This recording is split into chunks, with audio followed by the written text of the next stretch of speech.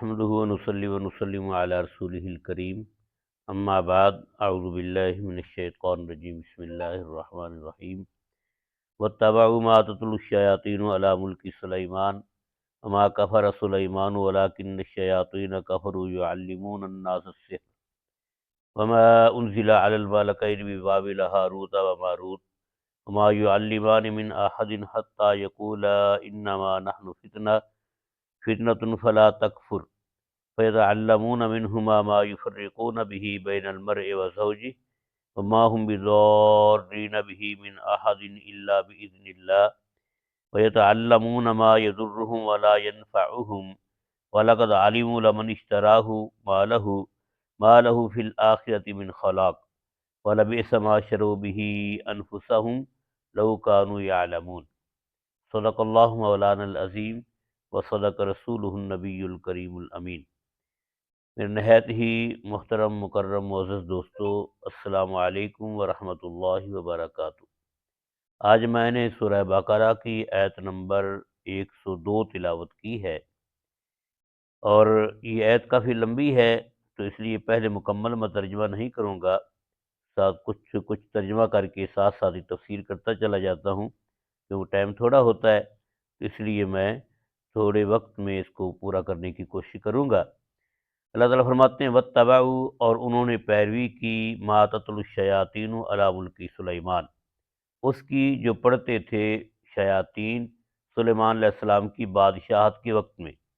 وما کفر سلیمان، سلیمان علیہ السلام نے کفر نہیں کیا، ولیکن الشیاطین کفروا، لیکن شیطانوں نے، جنات نے کفر کیا، یعلمون الناس السحر، وہ سکھاتے تھے لوگوں کو جادو۔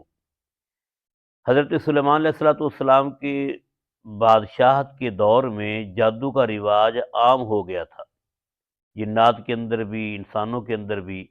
تو حضرت سیدنا سلیمان علیہ السلام نے ان سے جادو کی کتابیں لے کر اپنے تخت کے نیچے جو ہے دفن کروا دی مٹی کے اندر۔ یہ تفسیر ابن کثیر رحمۃ اللہ علیہ نے اپنی تفسیر کے اندر یہ درج کیا ہے کہ انہوں نے وہ کتابیں لے کر اپنے تخت کے نیچے دفن کروا دی۔ جب سیدنا سلیمان علیہ السلام فوت ہوئے تو جنات نے وہ کتابیں نکال لی اور لوگوں کو کہا کہ سیدنا سلیمان علیہ السلام کی جو حکومت تھی، یعنی کہ یہ جو بادشاہت تھی، یا ان کا جو حکم چلتا تھا ہواؤں پر یا جنات پر، یہ اس جادو کے بدولت تھا، ورنہ یہ اللہ کے نبی نہیں تھے نعوذ باللہ۔ ان شیطانوں نے حضرت سلیمان علیہ السلام کی نبوت کا نعوذ باللہ انکار کر دیا اور ان کو جادوگر کہنے لگے۔ تو اللہ رب العزت نے قرآن پاک کے اندر اس جگہ پر فرمایا کہ سلیمان علیہ السلام تو میرے برگزیدہ نبی تھے، وہ جادوگر تو نہیں تھے، لیکن شیطانوں نے، ان جنات نے جادو کی نسبت حضرت سلیمان علیہ السلام کی طرف کر دی، اور اللہ رب العزت نے فرمایا کہ جادو کرنا تو کفر ہے، اور سلیمان علیہ السلام تو اللہ تعالیٰ کے نبی ہیں۔ تو اللہ تعالیٰ فرماتے ہیں واتبعوا، اور انہوں نے پیروی کی، ما تتلو الشیاطین، جو پڑھتے تھے شیاطین، علی ملک سلیمان، سلیمان علیہ السلام کی بادشاہت کے وقت میں۔ تو وہ جو کتابیں انہوں نے لے کر دفن کی تو بعد میں انہوں نے نکال لی۔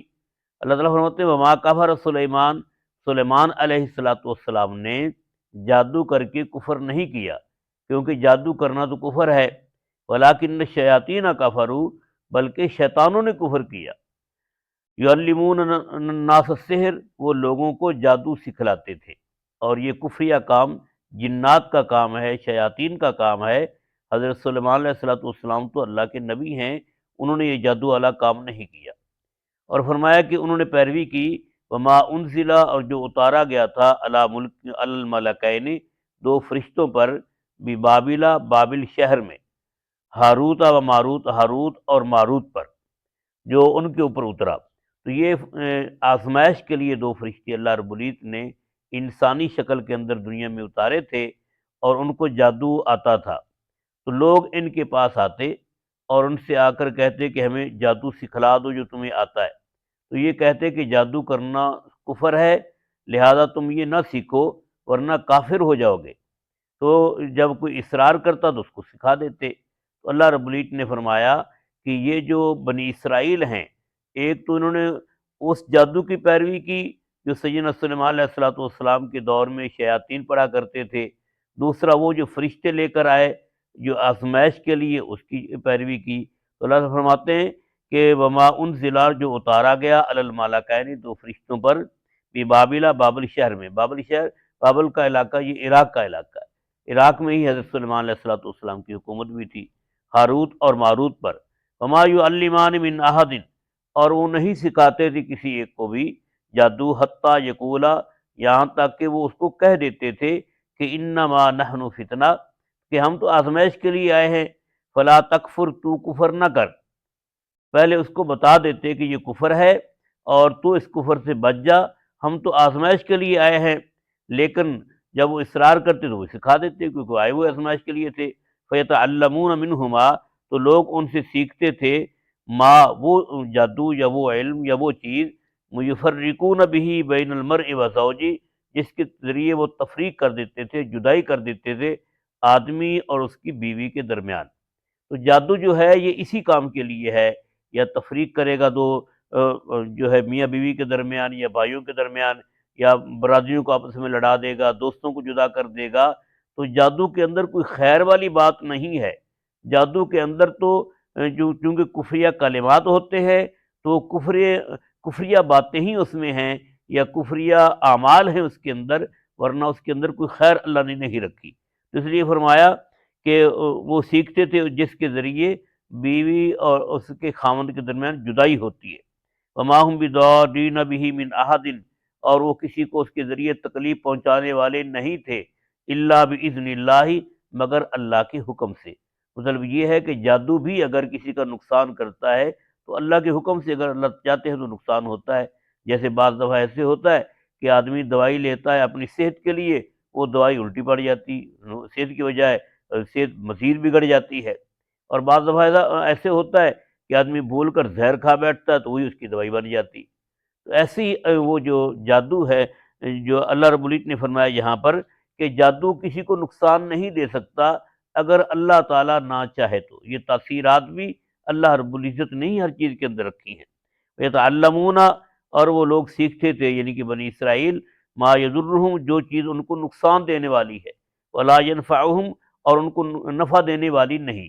تو جادو سراسر نقصان ہے، ایک تو انسانیت کا نقصان، اور دوسرا یہ کہ اس کے اندر کفر ہے، دنیا کا بھی آدمی کا نقصان ہے، اور آخرت میں بھی جو ہے نقصان ہی ہوگا کہ آدمی جنت کے بجائے کفر کی وجہ سے جہنم میں جا رہا ہوگا۔